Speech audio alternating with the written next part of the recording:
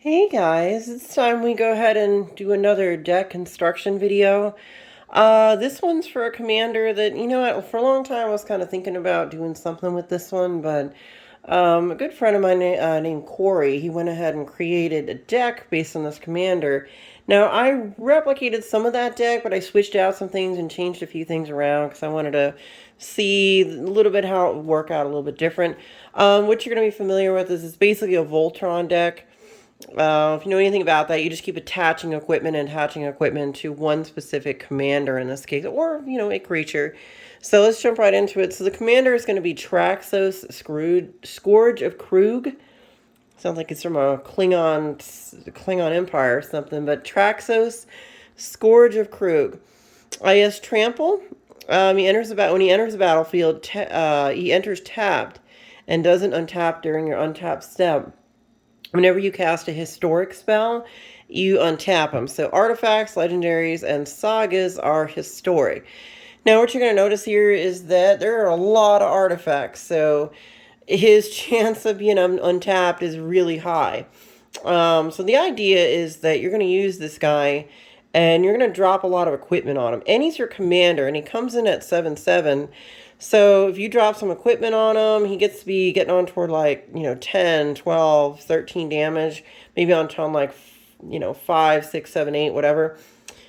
He's going to be really big, and it's commander damage. So when you swing this in, you could imagine that it's going to, you could take a player out in 2 turns, or even some of the other cards. You're going to see in a minute how you might be able to win in like just 1 turn with this guy if you got a couple of pieces of equipment on him. So let's go ahead and jump right into it. We're going to go right into the other 99. So here's the whole deck kind of spread out. I do this so you can kind of see the different things that go into it. But we're just going to jump right into the creatures. The first one is this guy. This guy is a real must-have. I mean, look, he's just a little mer, but you can attach target equipment you control to target creature you control. So you just tap him. If you have equipment on the battlefield, it just attaches. So you don't have to pay the attachment cost for equipment. Very, very useful. I mean, it's like such a little guy that you wouldn't think. And I just, so useful. They were basically cheating equipment onto stuff. So basically essential in this deck. Next one we got is going to be Signal Pest. He was the one creature that I was iffy about, but he can't be blocked except by creatures with flying or reach. If you got a player at the table that doesn't fly, he's good to have as a backup because he only costs 1 to get out. I like the fact he only costs 1. So if it's turn 1, you can get him out. Turn 2, maybe you can get a piece of equipment on him or something and start doing something with him. So he's got potential. So I left him in because he's so cheap to put out. And I figured, attach some equipment, he can start doing stuff. I thought that was kind of neat. Next we got, this is a pretty much staple in a lot of commander decks, Burnished Heart. If you don't know what it does, you pay the 3, is that you have 3 to get them out, you pay the 3 to sacrifice it. You search your library for up to 2 basic land cards and put them into the battlefield tapped, and then shuffle your library. Now, in an completely colorless deck, the only basic land you're going to get is really a waste. You're going to get one of these. So you would have to get 2 of those and then drop them into play. A waste taps for colorless mana, so you tap it and just get colorless. Came from, I guess, Zendikar, the Zendikar set, and of course Oath of the Gatewatch printed a bunch of these. So you can get them on TCG Player for like $1. I think they're pretty cheap if you're looking for something like that. Next card we got is Plague Mer. It has an Infect on it, and you can also tap him for mana. So he's kind of got, I put this guy in here because he's got some double duty kind of capability. So I can use him as a mana rock for 1, but he's also got Infect built in. So if I attach some equipment to him, he can be an alternate to your commander, so I can swing in with him and use that equipment and Voltron this guy. With the Infect, if I deal 10 Infect damage to a player, that player dies. So it's even better than commander damage in that anything with Infect, you get poison counters. So when you get 10 poison counters, you actually lose the game. I don't know if you're...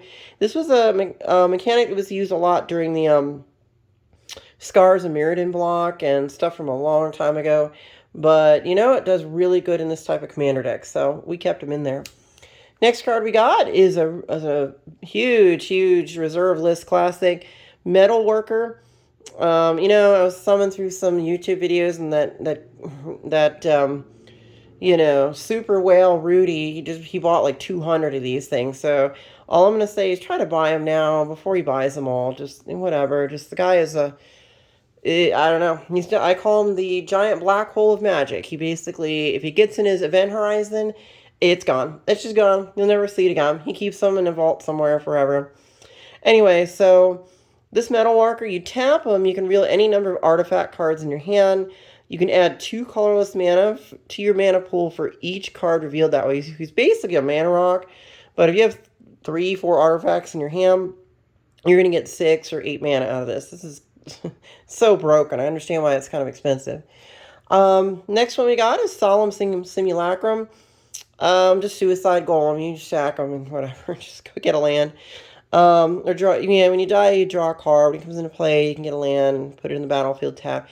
He's good. I mean, he's just a sad golem. He jumps off the cliff and that's it. No more Solemn Simulacrum.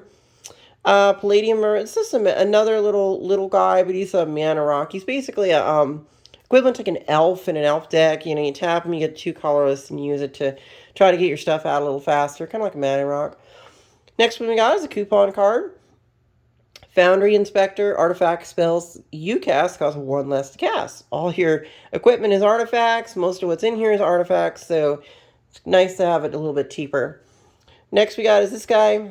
He's got Infect, again, another kind of backup little sort of pseudo commander. Whenever it becomes blocked, it gets +2/+2 until end of turn. Now, you're not really going to attack with this guy in turn 1, like in the first, like on turn 2. You're going to get some equipment, and he's kind of a backup for your commander. So if your commander keeps getting sent to the command zone and you just can't really get the commander out quickly or attach the equipment, you might be able to work with this guy. And he's got Infect, so you can drop an equipment on him and increase it and buffing his capabilities. If you get him up to 10, a 10/10, you swing in, the player's dead. So, player death is a thing. I mean, that's pretty much how you win the game. So, just one way or another to get to Rome. So you got Lodestone Golem. Non-artifact spells cost 1 more to cast. Now, there are some non-artifact spells in here. This is more to kind of mess with your opponents. And there is most of what's in here is artifacts, but I think the benefit to this is just that it slows people down a little bit. It's a defensive card, so it gives you a little more breathing room on a deck like this because you don't have any counters. There's really no enchantments that you can run except for you can run a couple like this one, but what I'm getting at here is that it needs some kind of defense, and this gives you a little bit of defense, so very helpful. Next we got is Darksteel Colossus. He's got to go in. He's an 11/11 indestructible with trample. Obviously, if he goes in the graveyard from anywhere, you can reveal him and shuffle him back into your library instead. So he's pretty much a giant super juggernaut. Once you get him out, he's indestructible. So board wipes can't get rid of him unless it causes him to be sacrificed or something. So he's still on the field. It's hard to get rid of this guy from targeted removal since he's indestructible. Now, we're going to jump right into some equipment. There's a lot of equipment here, so if you'll have to bear with me, I want to say there's at least 30 pieces of equipment here, probably. I'd say about 30.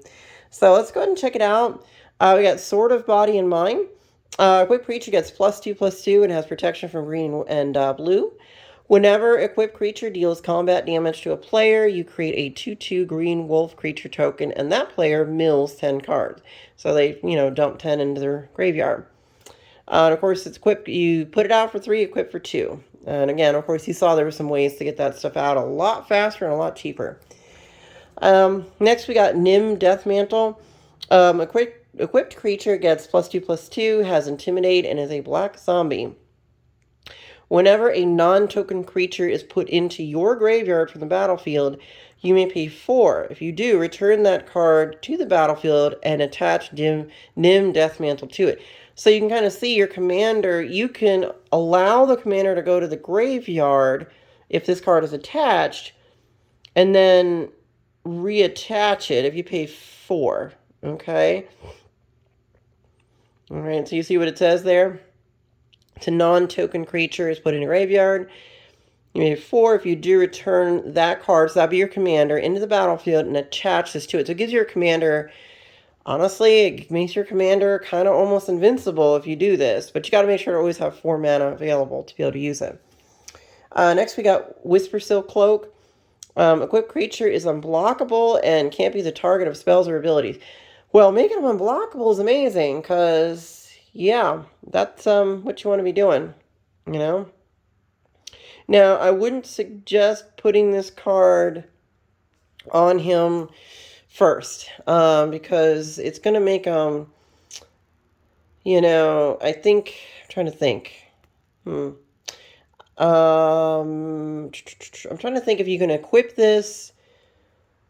You know, if I have to, if I equip it to the creature, it's kind of an ability. So you might want to put this on after you've already planted a lot of swords on them and such.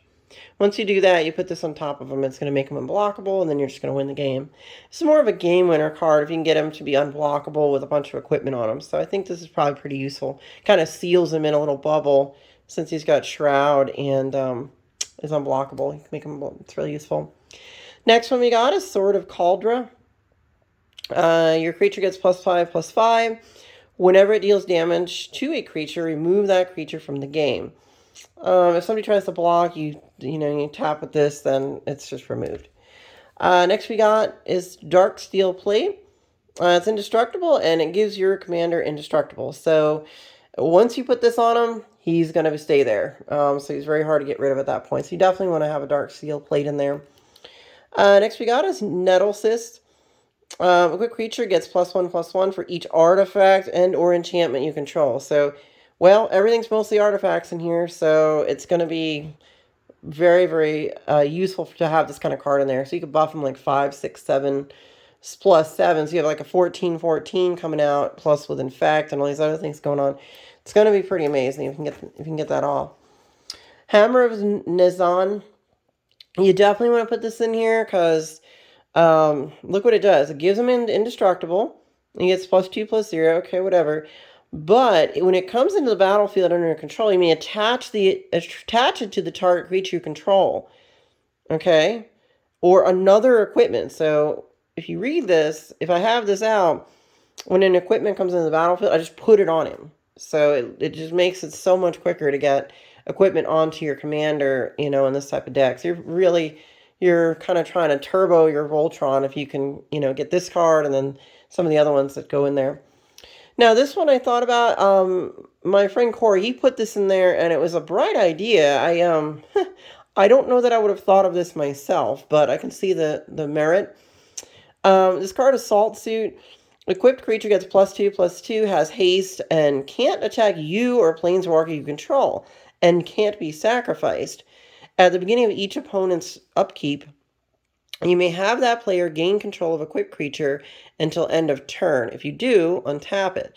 Now, basically what you're doing, this is pretty crazy, but I call this a shenanigans card.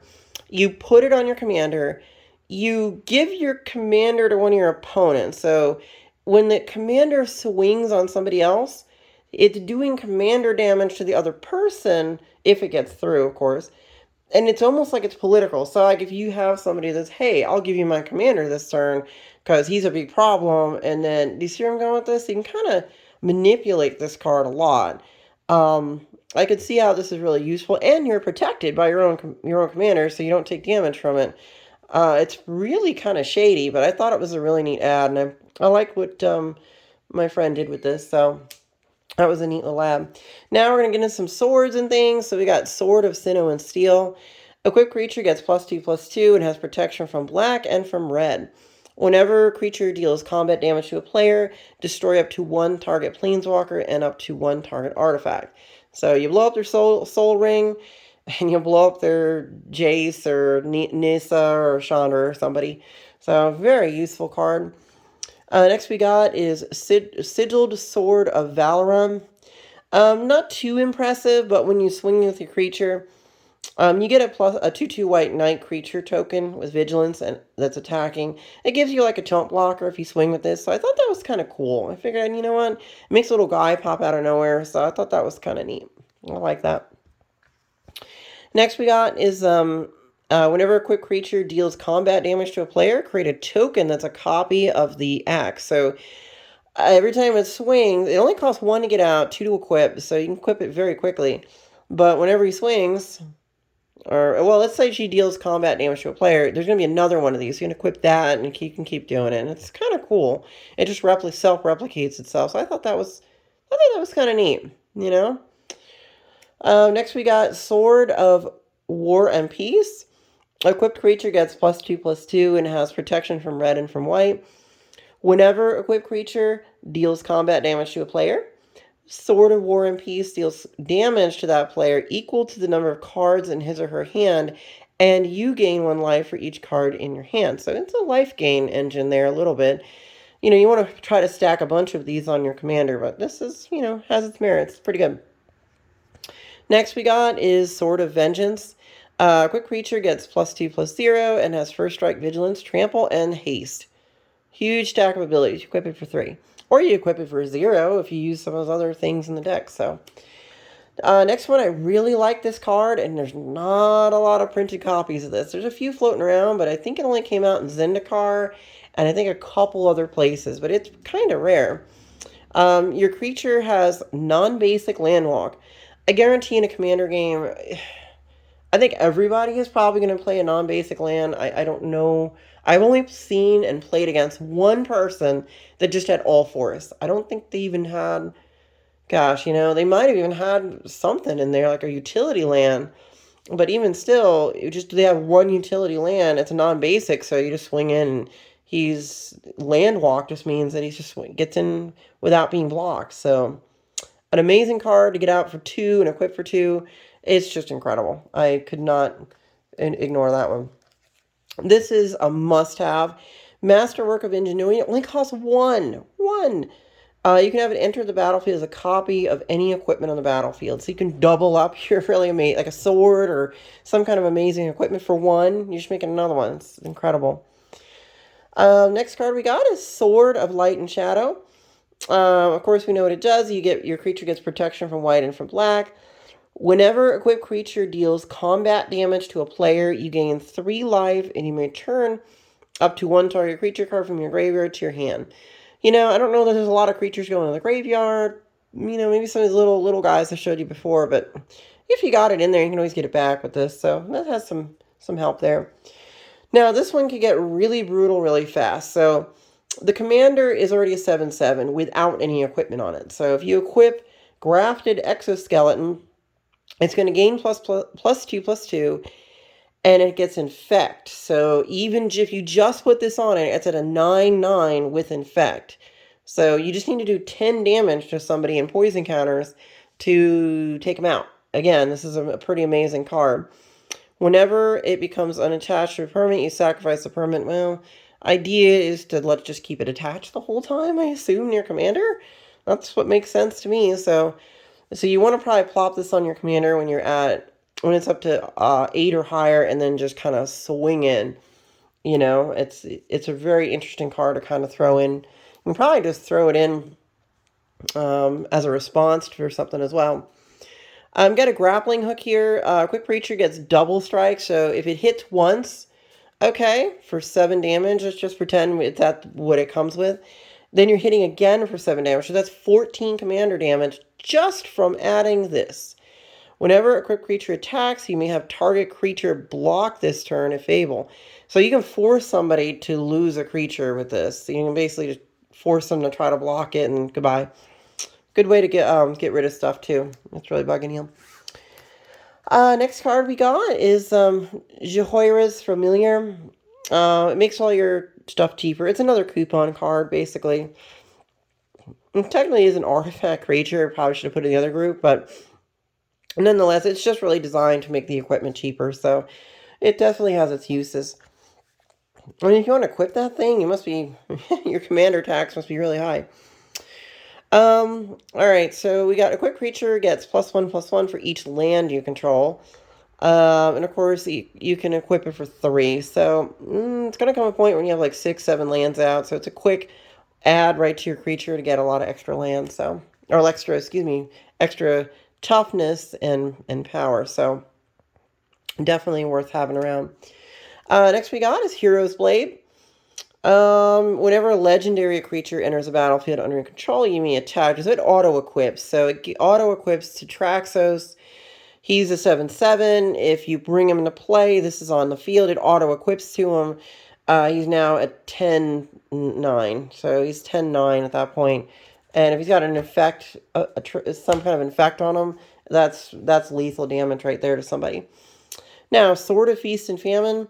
We know what it does. You get protection from black and green. Whenever an equipped creature deals combat damage to a player, that player discards a card and you untap all lands you control. That's a way to ramp yourself up really fast. Get some more equipment out and tap all your lands. That's amazing. But again, a lot of these effects, it's colorless. The deck is colorless, so it's really hard to get stuff like, just different cards that'll try to untap your lands. There are some in artifacts, which I put one in here. So, next thing we got is equipped creature gets +2/+2. Whenever a creature dealt damage by this equipped creature this turn is put into a graveyard, return that card into play under your control. Attach Scythe of the Wretched to that creature. So you see where this is going? I mean, this could be really useful. Really, really quick. Very useful, very quick. Alrighty, we got Mask of Memory. Whenever a quick creature deals combat damage to a player, you may draw 2 cards. So it gives you card draw in a colorless deck. So, it's hard to get. You don't have any blue in here to give you some card draw, or some of the white effects that give you card draw. So you got to get it somewhere. And that gets you some of that. Sword of the Animist. Whenever it attacks, you may search your library for a basic land card and put it in the battlefield tapped. And then it's a ramp, It costs 2, equip for 2, but when you swing, you get some ramp out. So definitely pretty useful in a deck like this because, it's not like there's a lot of cards you can get ramp on. Hexproof and Haste is very useful. This is a bit different than the Whispersteel Cloak in that this one, at least you can still equip your stuff. So this can be equipped early. You want to equip this boots first early. Put other swords and things on your commander. And then maybe just drop the cloak on it if you still need the unblockable or something. So definitely useful. And gives your creature hexproof and haste. Equipped for 1. Next we're going to go ahead and drop Umbral Mantle. This is one of the iffy cards. So when I read it, it says you can pay 3 and this creature gets +2 until end of turn and untaps.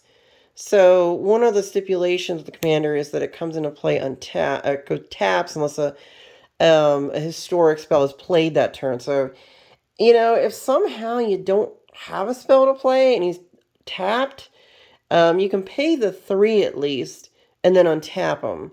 So you see where I'm going with this? I looked at that and I'm like, well, if I run into one situation where I got nothing to play, maybe my hand's empty or something's going on. If this is on Traxos, I can pay the 3 to untap him, even if an artifact or whatever doesn't come into play. So I thought about it. I was like, that could become useful. I'm not sure when, where, but you can kind of see where that's going. Next we got is Sword of Fire and Ice. Equipped creature gets +2/+2, has protection from red and from blue. Whenever it deals combat damage to a player, it deals 2 damage to any target and you draw a card. So again, you got some more card draw on that one. Next we got is going to be Argentum Armor. It gets +6/+6. Whenever a equipped creature attacks, destroy target permanent. So it basically just gives it Annihilator. It's like Annihilator 1, sort of. Expensive. I want to say that is expensive, 6 and 6. But you remember there were those cards that allow you to attach equipment for maybe almost nothing. So I think it might have its uses. We'll see. Next card we got is going to be Helm of the Host. At the beginning of combat, each turn you create a token that is a copy of equipped creature, except the token isn't legendary if it's equipped. If equipped creature is legendary, that token gains haste. So every turn, if you swing in with Traxos, and this is on there, you're going to make another Traxos, and another one, and so on. So very useful. And since Traxos is your commander, if I believe this is correct, if you copy Traxos, but it isn't legendary, the legendary rule doesn't go into effect. So when you do that, you have 2 Traxos, but he still counts as your commander. So then you have 2 7/7 commanders swinging in for 14 damage. So once you do 21 commander damage, well, then you win. Again, player death is how you win the game. So I think this is probably a must add to this kind of a deck. So I saw that as being a huge, huge benefit. Next card we got is Rogue's Gloves. Whenever a creature deals combat damage to a player, you may draw a card. So again, you want to make sure you get more card draw. And this is in a colorless deck. I mean, you got to get it somewhere. So this was one way to get it.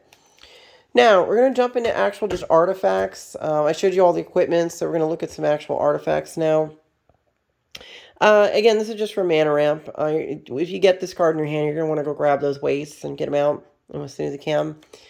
This one's a must add because, it puts tax and sort of, affects your components, so it slows them down to get, and obviously, you can't activate. This just pretty much shuts down planeswalkers completely. At the beginning of your draw step, you can draw. It gives you card draw. Your spells are one less to cast, and your creatures get +1/+1. For 6 mana, this thing is incredible. I don't know why this card isn't like up there with like, I don't know, 7, 8, 9, like $70, $80, $90 or something. I think it's like 20 or something. Pick this up while you can. If they don't reprint this, look what's on there.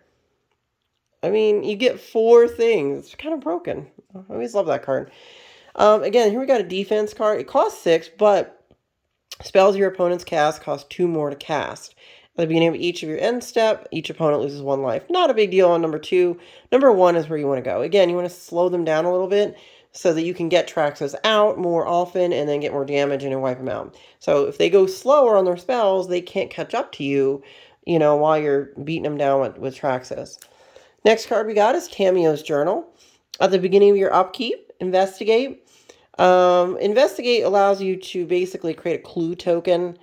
Once you sacrifice 3 of those, you can tutor for a card in your library. And then, of course, shuffle your library. So I think this is amazing. It's good to be able to tutor for stuff if you need it. Like I want to tutor for one of those swords or make them indestructible or something. Great card to have. Mirage Mirror becomes a copy of target artifact, creature, enchantment, or land until end of turn. So I can turn this into anything on the battlefield or one of my own equipment or swords or whatever. So I can turn it into that and then use it if I want to do that. I can duplicate stuff that's on the field. So I thought that was amazing. We got Vidalcan Orrery.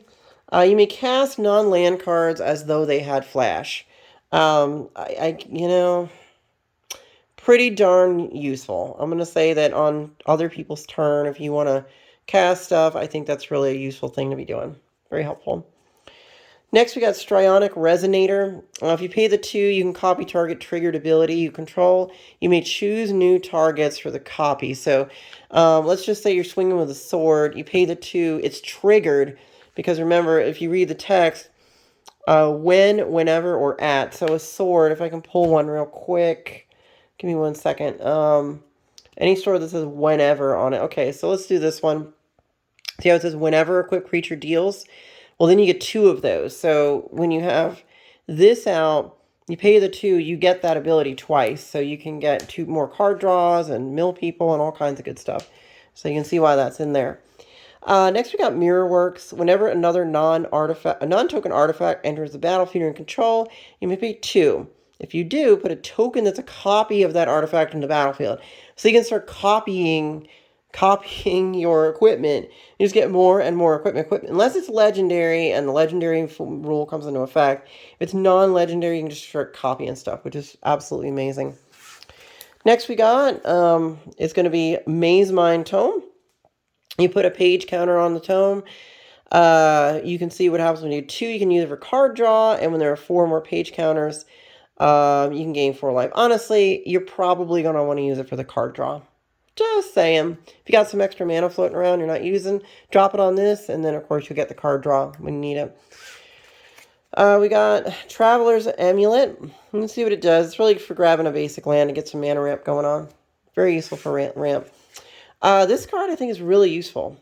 It only costs 1. Amulet of Vigor, but your commander supposedly comes into play untapped, doesn't it? Like, let's go back and read it. It comes into the battlefield tapped and doesn't untap during your untap step. Well, guess what? If you have this out, Whenever a permanent enters the battlefield tapped and under your control, untap it. So you get to use them right away, regardless. So it kind of gives you a little bit of a, like a haste on them that what didn't exist before. For one, I thought it was a good ad. I really did. We'll see how it plays out in an actual set, bunch of games here. Expedition map. Obviously it's for ramp. This card's played in a lot of decks, so I'm not going to get into a long explanation there. Okay, there's only 2 Planeswalkers in here, again, because that one Planeswalker card, I never get them both out at once in any deck I've ever used, so in general, there's only 1 copy of the Immortal Sun. So, but at least if you have this out, your colorless spells are 2 less to cast regardless. So everything you're doing is 2 mana cheaper. You can exile the top card of your library and create a 2/2 colorless for your creature token. When that Kroog token leaves the battlefield, put the exile card in your hand. And there's a way to get a card in hand. I think another thing here is targeted removal. You have the -3. You can destroy target permanent that's 1 or more colors. So I think that's pretty useful, helpful. We got another Ugin. We got Ugin the Spirit Dragon. It deals 3 damage to a target. It was for his +2. You can exile a permanent with converted mana cost extra less. That's 1 or more colors. So it's a good way to targeted removal something. If you can get him up to -10 as ultimate, I don't know. This is going to become probably a target. But if you can get him up to 10, you gain 7 life, draw 7 cards, and then put up to 7 permanent cards from your hand onto the battlefield. So if you can get him up to 10, or and neg him out, I mean, his ultimate's going to pretty much empty out your hand and make some amazing stuff happen. All right, so we got Eldrazi Conscription. You enchant the creature. It costs 8, but you're going to have a lot of colorless mana. The idea for this is a game winner. You drop it on Traxos. It gives him +10/+10, plus Annihilator. If he's indestructible or unblockable, it's just a giant, huge game winner. Eldrazi Conscription has to be in this deck. Because sooner or later, you're going to get the 8 mana, some way or another. Next we got is if you have some issues here, well, here you go. Each player sacrifices all colored permanents he or she controls. It's basically a Cyclonic Rift for colorless. So you're playing all colorless stuff, but everybody else is probably playing some colored items, colored creatures, permanents and things. So this will obviously get rid of all colored permanents that your opponents control. So it's a Cyclonic Rift. In this type of deck, it functions as a Cyclonic Rift. This one was just really to make some extra little guys. Maybe some chump blockers. I don't know. Maybe I can use like the flyer. Like if I have problems where I can't get Traxos out for some reason, maybe I can attach some equipment to some flyers and try to use that in some way. So it gave me some options. And that's why I threw this in here. There is another card I want to put in called Wandering Archaic from this deck, or from this set, but I only had 1 and I have him in another deck. So maybe if I get another one, I might switch out one of the other creatures and drop that guy in there. Okay, so we're done with the sorceries and all that stuff. We're just going to jump into the last stuff here. This is mostly lands and mana rocks, but you do want to pay attention to these lands. There's a lot of good stuff in here that you want to throw in this stack to give it some more oomph. The rocks, I'm not really going to go too much into this and waste a lot of time. The Hedron, I mean, he costs 6, but you tap him and you get 3. So, you get an extra 3 for this guy. I think that's really helpful. And if you really want to, you need the card draw. It's right there for you. You can go ahead and draw those cards. Mind Stone, I think we know what it does. It can get you card draw when you need it. Not the best artifact in the world, but it gives you 3 colorless mana if you just want to grab that 3 colorless when you need it.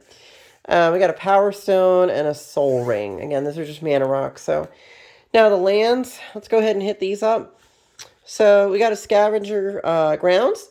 The idea is that if you have a lot of people playing Graveyard Recursion, this card is very useful to go ahead and get rid of that person's graveyard. So I couldn't put Bajuka Bog in this deck, but I can put this in here. It is a desert, so you pay the 2, you tap it, and goodbye graveyard. So if people are trying to do shenanigans with their graveyard, then you can just get rid of their graveyard.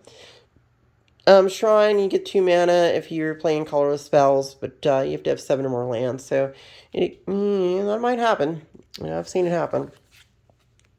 Maze of Ith, good way to kind of remove a creature and prevent all combat damage that would be dealt 2 and dealt by that creature. So a good way to tap the land and just have that creature just kind of, you know, not deal damage to you or something else. Urzatron, I'm not going to get into that. I mean, ultimately, you can, if you get all 3 of them out, which is very hard to do.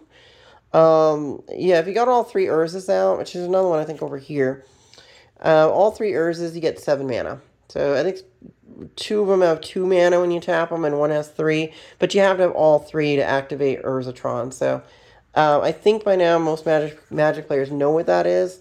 But just to kind of review for people that are new to the game. This one's kind of neat. So if there's a creature in my graveyard, I can just return to my hand. So maybe if I, for some reason, let my commander go there to avoid a commander tax, I can go ahead and send it to the graveyard, pay 1, or 3, excuse me, and then return it to my hand. So if my commander tax is somehow higher than that, it might come into play. You never know. Cryptic Caves allows me to draw a card. And of course, you know, if I have to have 5 more lands. So got a little card draw on a land. I thought that was neat. Inventor's Fair, you can see eventually you can go ahead and sack it to search your library for an artifact card. It gives you artifact tutor. So I thought on a land that's really useful to have some artifact tutor. Dark Steel gives you your affinity for artifacts. It's indestructible. It's just, you know, a land that can't be destroyed, which kind of useful, but I think it's really the artifact land part of it that gives you affinity for artifacts if you need that. The idea here is you want to keep Traxos going in. You want to make them unblockable. You want to put a Rogue's Passage in there. So if you have some extra mana floating around, you pay 4 and he gets in. Again, my old favorite, you know, the guy on, what is it, the Command Zone, what does he always play? Voldalkin Orrery. Well, this is one of my favorites, only because in a lot of decks, getting 4 colorless mana ramp on 1 land is kind of broken. You know, when it comes into play, yeah, you sacrifice 2 lands. Don't sacrifice like an Ancient Tomb or something, but you sacrifice a couple lands and then you get 4 colorless mana, so it's automatically ramping you by 2 the next turn, and you just got 4, 4, 4. You're just getting stuff out like crazy, especially in a deck like this. One of my favorite cards from Weatherlight, and I will never get rid of these. They're so useful. Next we're going to do is going to be Tomb of the Spirit Dragon. You can see that you can gain life for each colorless creature you control. It's just like a little bit of a utility land. I thought it was kind of cool. This one, you can pay 2 life. You can add 2 mana to your mana pool. Only play legendary spells. So you're going to use this to get your commander out. Pay the 2. If you need the extra 2, you can get your commander out a little faster. So if you have this land plus 2 others, you can get your commander out on turn 3 by paying 2 life. So that's kind of cool. You know, it's kind of, you know, interesting way to do stuff. This one's he got dropped in the lands, but that's okay. This artifact, your colorless creatures get +2/+2. Whenever you tap a permanent for mana, you add another one. So a colorless, you get 2 colorless. Whenever, like, one of your rocks gets tapped, or a land, or any of that stuff, you're getting an extra mana for all that. So whenever you cast a colorless spell, you gain 2 life. And, of course, this card is a must-have in here. You have to have this artifact. I did put it in with the lands because that makes sense, considering it's basically a mana rock buff, but it also buffs your lands, too. So, hey, why not, right? Next we got is going to be Ghost Quarter. It's just going to destroy a non-basic. You have somebody with a really crucial or key non-basic land, you can blow it up. Really useful. Vesuva, copy stuff. Copy a land. You got it. See? If you do, Vesuva comes into play, taps, and you just copy your land. Next one's going to be Temple of the False God. I'm not going to get in that. You just get 2 extra mana for 5 or more lands. You get 2 mana for 5. Blink Moth next. This allows you to create a 1/1 artifact creature with flying until end of turn. It's still a land. I'm sure there's a reason for this. You can use it as a blocker in a situation where you need like a clinch little blocker. Or you can give a creature +1/+1, but I think it's really for making a clinch blocker, or, believe it or not, attaching equipment or something interesting. Shenanigans. You can do shenanigans with it. Now, target legendary creature becomes a god in addition to its other types. If you sacrifice this, put an indestructible counter on target god. So you're going to try to make Traxos indestructible with this. It's another way to make them indestructible, so very helpful. Next we got is Myriad Landscape. It's just a mana ramp land, so I won't get into that. Here's the other Urzatron land. So obviously if you get 3 of them, this one will tap for 3. So very useful. Next we got is Buried Ruin. You can sack it to go return an artifact card from graveyard to hand. Very useful. Arch of Orazka. You can use it for card draw. And you can see it costs 5. It's very expensive for card draw, but it's a colorless deck. So I figured anything for card draw is better than nothing. You know, something useful there. Ink Moth Nexus becomes a 1/1 creature with flying and infect until end of turn, and it's still a land. Now this one's sneaky. So if you, let's say you deal somebody 9 and you're going to swing in for 9 infect damage. They're like, oh, okay, who cares? Whatever, I'm not going to die this turn. You sneak this out, and then you swing in. That's the 10th infect damage, and they're dead. You know, this is kind of a sneaky way to kill somebody, believe it or not, if you know how to use this right. Next, we got this one. It's just a scry card. You know, it enters the battlefield. You can scry one and see what's on the top of your library. Guildless Commons. You can see you return one in your hand. It gets you 2. So it's 2 colorless on a land. I thought that was kind of cool. A little bit of ramp. Nowhere near as good as a Scorched Ruins, but it's you know, it's ramp. It's good to have some ramp. Next we got Isolated Watchtower. Really, you scry one, and then you can reveal the top card of your library. If it's a basic land, you put it in the battlefield. It's a good way to get some land ramp out if you have lands on the top of your deck there. Obviously, you only can do it if the opponent has 2 or more lands. So if you're really missing some land drops and this thing's hanging out, just pay the 2 and see what you get. You know, that's my suggestion. Guys, thanks a bunch for listening to this deck. This was a little longer than I expected, but because there's so much in it, you have to kind of pay attention to what's in there. He's really an interesting commander. I think that I haven't really seen many people play this, but my friend Corey, he made a really good deck with this. So by all means, guys, thank you for watching my videos. Please like and subscribe. And leave some comments for me, by all means, you know.